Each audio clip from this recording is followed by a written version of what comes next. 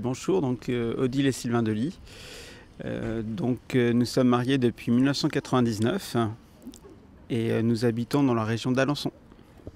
Oui, donc moi c'est Odile, donc j'ai 39 ans, je travaille à l'usine Renault du Mans en logistique et on est arrivé dans la région d'Alençon il y a 7-8 ans. Et donc nous avons deux petites filles, donc Priscille, bonjour Priscille, et puis Perrine qui a juste 9 mois. Voilà, elles aiment la brioche. Et donc nous faisons partie des équipes Notre-Dame. Donc depuis qu'on est arrivé sur Alençon en fait, depuis 2008 à peu près. Et voilà, donc on chemine avec une équipe qui est constituée de 3 ou 4 couples selon les années, avec un conseiller spirituel. Et voilà, donc on s'entraide les uns les autres dans notre chemin de foi. Et comme ça se fait chaque année dans les équipes Notre-Dame, chaque année on prend un thème d'année pour étudier soit un livre, soit un texte de l'Église, soit un texte biblique, ou voilà, différents points.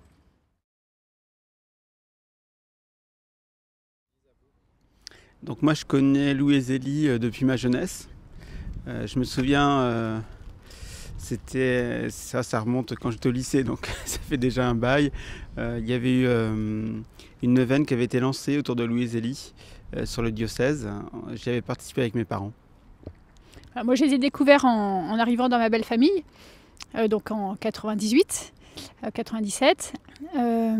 J'étais originaire de Grenoble précédemment, enfin, je suis originaire de Grenoble, et ma belle-mère m'a offert la correspondance familiale en cadeau de fiançailles. Voilà, donc ça a été l'occasion de découvrir Zélie de l'intérieur. Et puis plus récemment, depuis leur béatification notamment, de davantage découvrir ce qu'a été leur vie, d'époux, de chrétiens, de travailleurs. Voilà, dans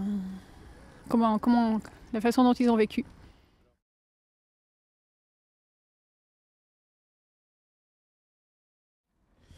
Donc le titre c'est Louis et Zélie Martin, la sainteté à portée de main.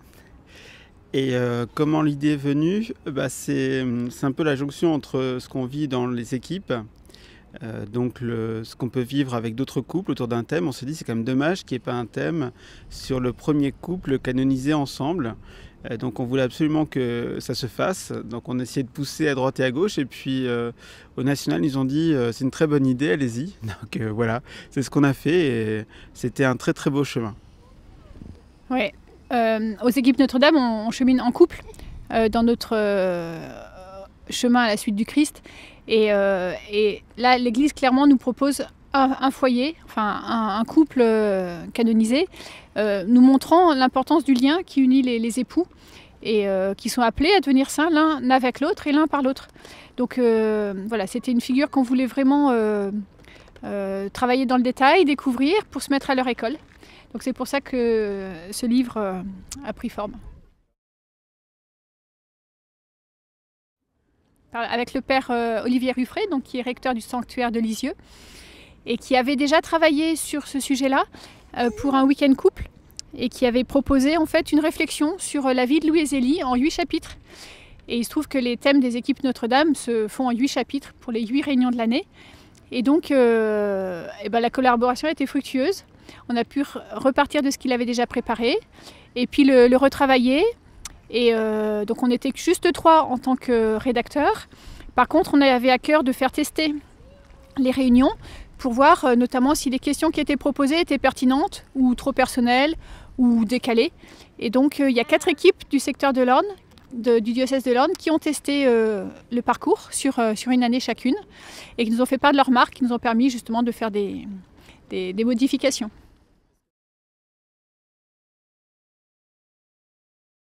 Alors oui, il y a bien sûr la famille, donc un travail sur à la fois les familles respectives de Louis et Zélie, mais aussi sur nos familles. Il y a le travail, il y a l'engagement social, il y a l'argent. La vocation de l'un et de l'autre, le foyer, l'éducation des enfants, et puis on a terminé par la maladie et la mort.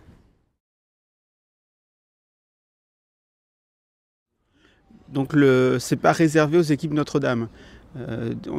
Avec le Père Huffray, on a toujours eu comme objectif qu'il soit abordable par tous, sans qu'il y ait un jargon équipier qui soit là. Donc tout ce qui pouvait être lors du jargon, on l'a éliminé.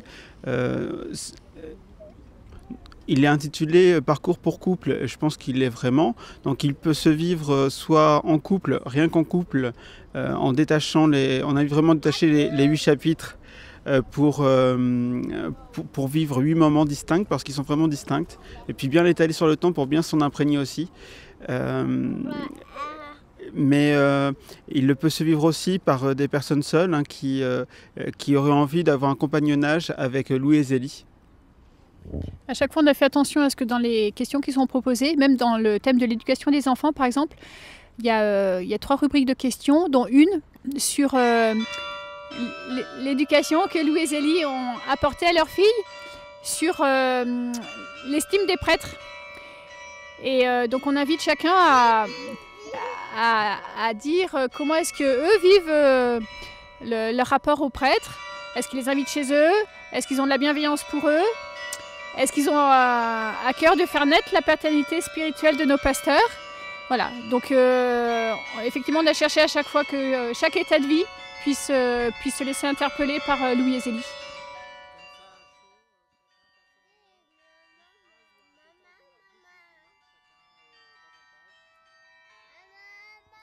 Alors moi, ce qui m'a beaucoup marqué chez Louis, c'est qu'il n'a pas laissé beaucoup d'écrits. Mais ce qui est marquant, c'est ce qu'il a vécu, c'est ce qu'il a fait, c'est dans son agir. Pour moi, c'est quelqu'un qui est à la fois dans l'action, mais une action qui repose sur une vie intérieure profonde. Moi, Zélie, elle me plaît par sa vie d'épouse et de mère. C'était une épouse vraiment amoureuse. Oui, c'est les ding-ding, c'est les cloches. Vraiment amoureuse. À un moment, elle écrit à son époux, après, je crois, 8 ans de mariage. Elle doit le revoir et je me réjouis tellement de te revoir que je ne peux même plus travailler. Ça veut dire que bon, voilà, tout son cœur est habité par son époux. Et puis c'était une mère attentive à chacun de ses enfants, qui a connu la mort, qui a eu... quand elle est enceinte de Céline, elle est angoissée à mort parce qu'elle a perdu deux petits garçons juste avant, parce que la petite Hélène meurt dans ces périodes-là. Et néanmoins, elle décide de mettre sa confiance en Dieu.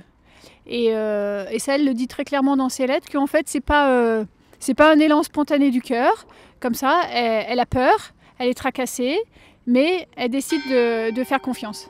Et ça, je trouve que c'est parlant pour chacun.